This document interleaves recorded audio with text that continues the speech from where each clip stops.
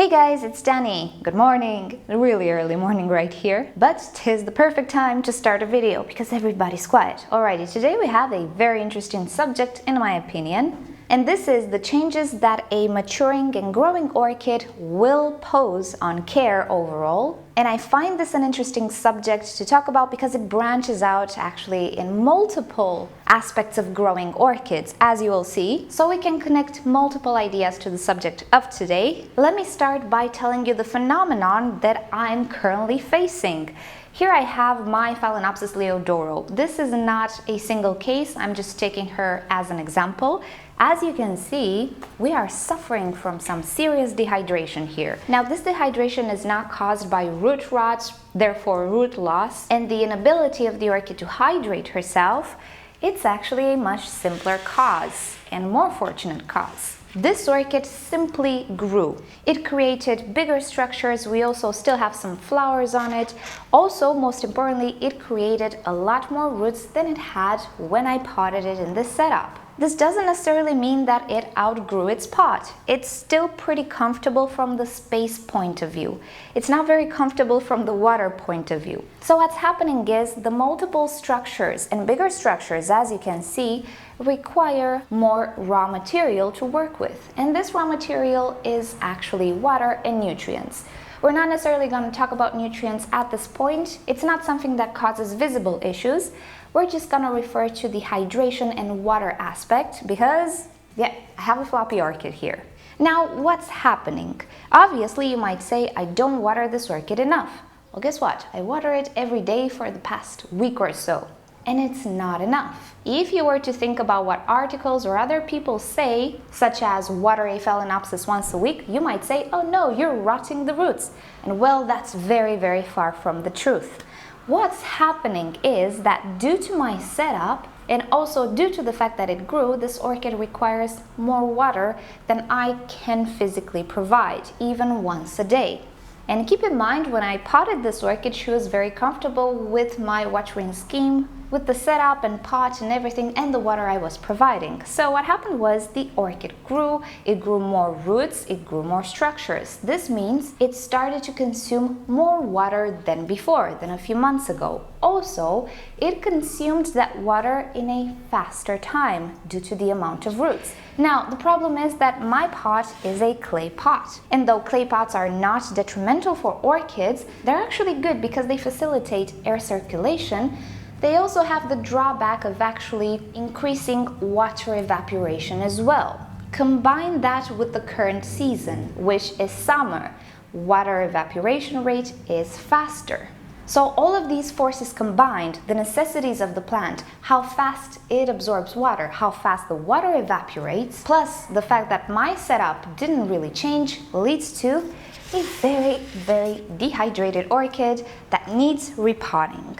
So how can I possibly resolve the issue? Well, one, I can offer a bigger pot of the same kind simply because I can put in there more medium, so it will retain more water, therefore all of these other effects will be minimized. Correct. What happens when the orchid grows a little bit more roots than this and a little bit more structures? Pretty much I'm gonna end up in the same position. So changing the pot size might not be very efficient for me on the long run, especially since I'm using an organic medium and I want to keep this orchid in the same pot for quite a lot of time. Also, you might say, well, increase water, offer more water, leave it in a bowl of water. And yes, that would fix the problem, but it will not be economical and it will require more effort from me, more attention, more time, and in the end it will be rather useless because this pot will still continue to suck up the water and evaporate it very, very fast due to its structure. So yes, I might fix my problems, at least to some extent, but I would definitely not be economical about it. Furthermore, I would just lose water constantly due to evaporation.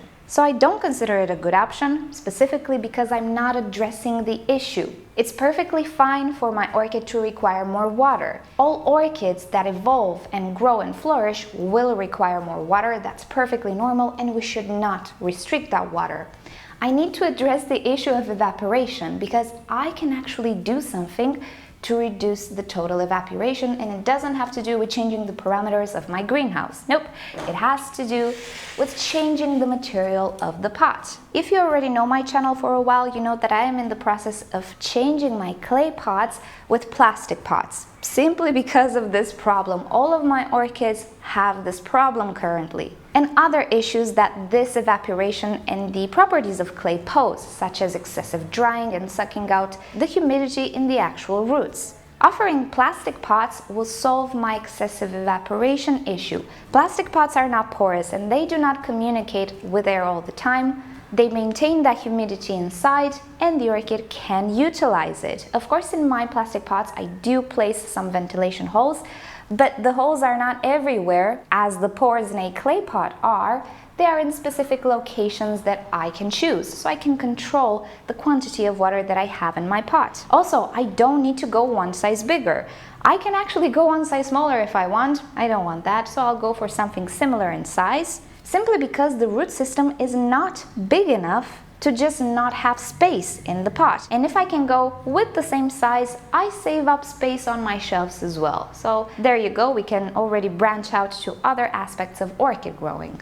With the use of a plastic pot of the same size, I will not need to offer more medium, so yet again I am economical with medium, and I also don't need to use more water or water more frequent, since the pot doesn't lose all that much water uselessly. So for all intents and purposes, a plastic pot is the best solution at the moment, and the most economical and pretty much solution that makes most sense. But this is a very, very good example to take into account and to think about before you actually commit to potting an orchid. If I knew this would happen from the beginning and in such a short amount of time and to this degree of drama, I would have never used the clay pot. I couldn't even predict it due to the fact that I didn't have all that much experience with clay pots. Due to personal factors and conjunction, my orchids didn't really have enough roots last year. Most of them were pretty rootless. So last year things were pretty smooth, and my complex hybrid Phalaenopsis did perfectly well last year in the clay pots. However, this year all of my orchids are actually producing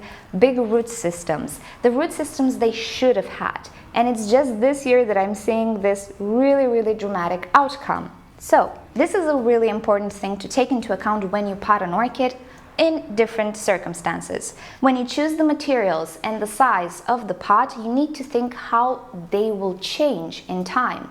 Obviously, they will require a change in care, such as watering more often. This will be coupled with the season change as well. But from the point of view of frequency of watering, it is never a good idea to stick into that rule that you might find in articles.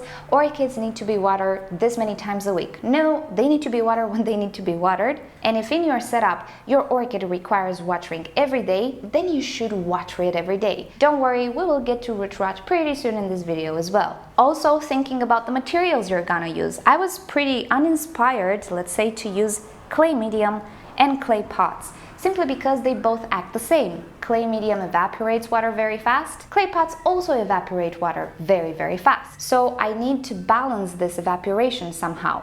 If I use clay medium and plastic pots, things are already much, much better. So the Leodoro was just an example, but this is the entirety or the extent of the dehydration. These orchids were watered yesterday and right now they're dry. They cannot actually rehydrate, meaning they lose more water than I'm actually providing. And furthermore, the water that I provide, it doesn't all go in the orchid. It actually goes in the air, I think, the majority of it. Part of it absorbed, part of it just uselessly spent away. So yeah, the solution is the plastic pot, because I do have the phals in the plastic pot. They go 5 days, so quite a big difference. So right now I'm just gonna go ahead and repot all of my orchids, and PS, I think we shall end this video here, because the root rot thing, even though it is connected, it's a totally different subject and I already spoke about it, I already filmed it, but it's gonna be a long video. So I will post that as a part 2 tomorrow. And before I let you go, let me address something really fast. Every once in a blue moon, I get a comment saying the videos are too long. So let's address that really, really fast. If by chance you know me at all and you've been on my channel for a very long time, you know that I've never had short videos. I struggled to make short videos because 4 years ago, the trend on YouTube was to make very short videos, 3-minute videos. You used to have Vine, if you know that platform. Everybody was creating, I don't know, 10-second videos. It was the era of speed. My type of channel was always meant to be an educational, through storytelling, through putting things in perspective. And I cannot do that in a 3-minute video. So the compromise was 5-minute videos, 6, 7, 10, even 10-minute videos. It was such hard for me to compress all the information I wanted to put out there in so little minutes. And I suffered because that's not me. I like information to be put into perspective not only from one point of view and not only in that particular moment. I like to tell the history, how things got there, what other implications are there, and explain as much as I can about the things involved in the certain subject. And that cannot be done in 3 minutes. So back then, 4 years ago, you had Suniti making 1-minute video, you had other YouTubers making 30 seconds video. I could not. I was the outcast. And if the YouTube algorithm did not favor my videos because of that, well, that's that. That was what was happening back then. In recent times though, YouTube algorithm favors longer videos. Why? Because with the evolution of technology and branching out of the YouTube platform and all of that, more and more people are watching YouTube on mobile devices, on TVs, and they're watching the videos as a series, as a TV show, as whatever you'd like. You have podcasts. You don't only have tutorials, fast tutorials anymore. You don't only have videos with cats and funny videos. You have proper stories, vloggers, or whatever you want. You have long videos, very documented videos, documentary type videos. So right now, YouTube algorithm actually favors the videos that I like to create, the longer videos in which I tell the full story as much as I can. Of course, trying not to go overboard. I want to tell the story from the different points of view and all of the implications. So I'm sorry to say, guys, my videos will never ever be short. Unless, of course, it is the type of subject that will be short. I still make, I don't know, 6-minute videos currently as well. But right now, finally, YouTube accepts my long videos, and actually that's the trend right now. It just so happens to be exactly who I am, and I'm gonna exploit this, and I'm gonna be who I am in my videos, and that is that. If I make videos just to please an algorithm or a few people, it's not gonna be me, and I'm not gonna feel well, and the videos will not be good. I will not like them. So yeah, sorry. Long videos, that's just who I am, that's okay. There are a whole bunch of us on YouTube making videos with good information, and some of us prefer shorter videos. I'm not one of those. However, another viewer suggested that I do something very interesting. So it's not like I don't accept your suggestions, but you have to keep in mind that the videos that I make first have to be okay with me and represent me. But another one of you guys suggested that, especially for the schematic type of videos, that I make more text on the actual video, and this would make videos easier to follow, and I totally agree. And at least with those schematic videos, I will try to do that and put more text in the video. I think it will be a lighter way of actually following the video rather than checking the description all the time. So yeah, that's a very good suggestion. I'm on board with that. I do believe it will improve the video, so I'll take that on board and try to perfect the videos. But with the length of the video, it's not me. I don't make short videos. I'm not a Viner, and I cannot express everything in 3 minutes. Not gonna happen. So alrighty guys, let's end it here. Thank you so much for watching. You know the drill. If you've enjoyed this video, please give it a thumbs up. If you hated it, give it a thumbs down. Subscribe to my channel for regular orchids and plants videos, and don't forget to turn on notifications so you never miss a video.